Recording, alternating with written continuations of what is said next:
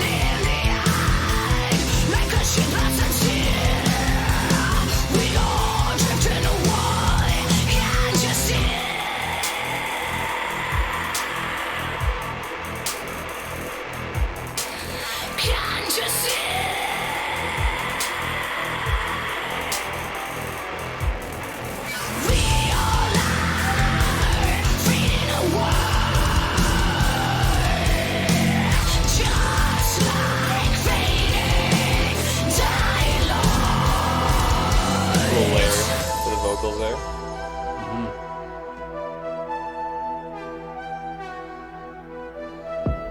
Wrinkles on our face,